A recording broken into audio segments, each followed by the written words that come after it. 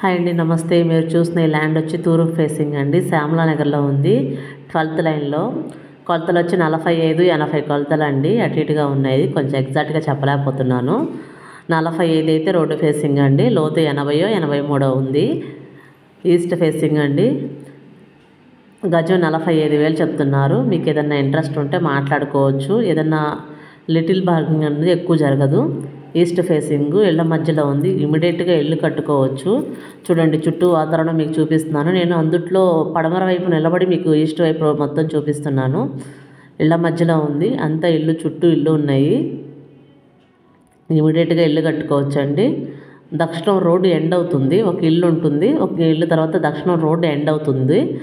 తూర్పు ఫేసింగ్ చుట్టూ ఇల్లు కట్టుకోవచ్చు. చూడండి, ఇట్లా వాతావరణం అంతా ఇట్లా ఉంటుంది. ఇమీడియట్గా కన్స్ట్రక్షన్ చేసుకున్న ఉండిపోవచ్చు. బాగుంటుంది. ఏరియా కూడా బాగానే ఉంది.